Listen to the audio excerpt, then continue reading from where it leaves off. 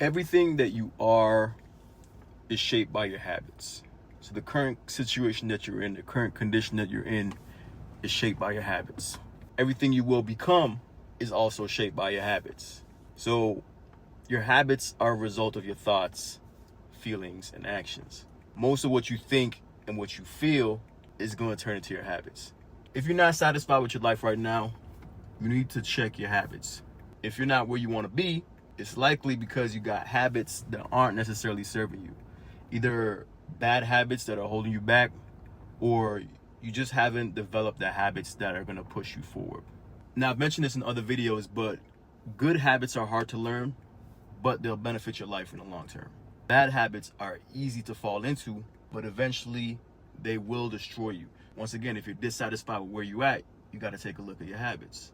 Once a good habit becomes automatic, though, it is the craziest thing ever because you don't even got to think twice about it.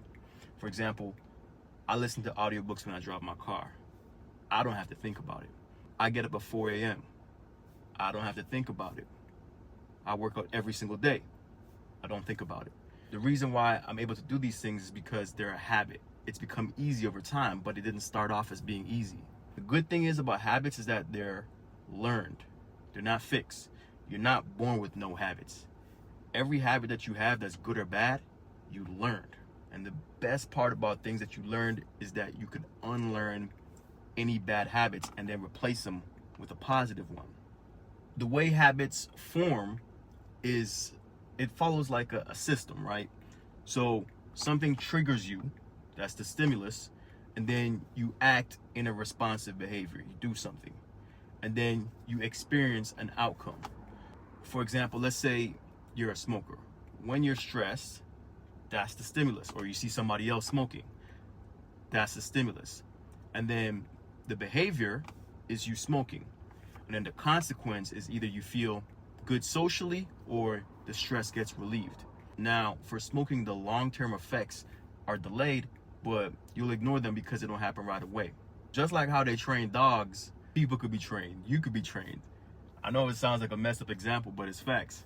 I'll give you a quick example. The reason why you eat eggs and bacon, or people eat eggs and bacon, is because of a dude named Edward Bernays. He was assigned to start a marketing campaign to get people to eat more meat because the meat companies weren't selling enough. That was 100 years ago. And to this day, people still eat bacon and eggs for breakfast. There's restaurants that are built around serving bacon and eggs. If you go to different countries, they eat bacon and eggs. But not because it's good for you or it's an optimal breakfast, it's because we were programmed to do so. That's just become a habit that somebody else installed it to us. And there's so many other ones. I could spend hours making videos about all of the habits that have been installed to us. Now, usually what triggers a habit is emotions. Emotions are a great trigger or a negative trigger for a habit. For example, like if you hear somebody that you love, you hear their name or you see a picture, it make you feel all warm and fuzzy on the inside. But when you hear the name or you speak about somebody that you dislike, you can feel that anger building up in your gut. That emotion is a good catalyst, right? It's advantageous to you to then use positive emotions to build habits or even use fear. Personally, I like to use fear. Now, the strength in the habit depends in the emotion driving it. For example, I had a client that smoked for 20 years. Then he got a heart attack. And then he quit instantly. After years of failing, he quit. Why? Because the fear of losing his life was stronger than the craving. So that emotion of not being able to be with his family, that fear, that emotion was stronger than any craving. And that allowed him to kick the habit and begin a new habit of exercising. Attach emotions to your goals, to your outcome, to get good habits. For example, if you want to lose weight, instead of saying, yo, I just want to lose 10 pounds, say, I want to look good for my spouse.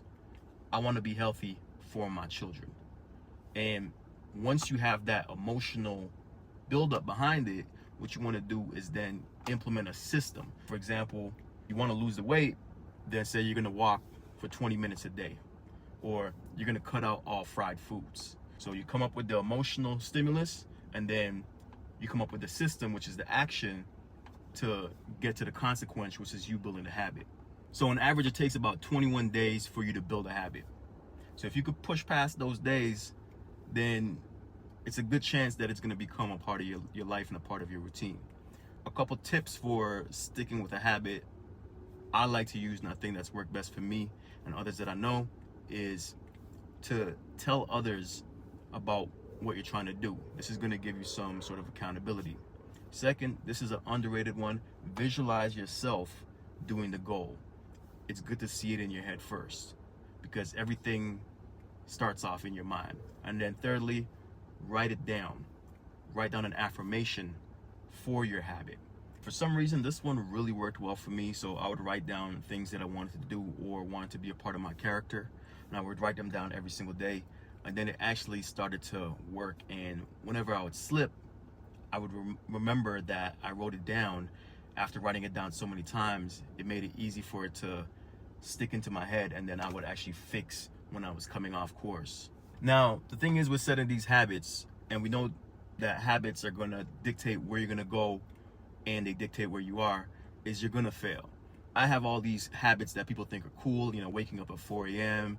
and, I quit smoking, I quit drinking. I don't really do anything except for work and try to better myself.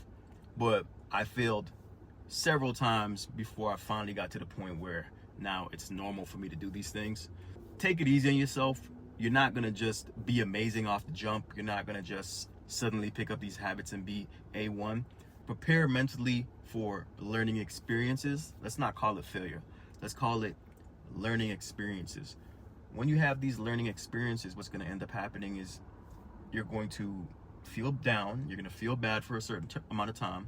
And then eventually, if you keep going and you don't quit, you will break through and you will create new habits. And those habits will determine whether or not you're successful or whether or not you do the things you want to do in this life. I hope that was a good breakdown on how habits are formed. And I hope you can understand that your habits dictate your life. With all that being said, I'll catch you in the next one. Peace.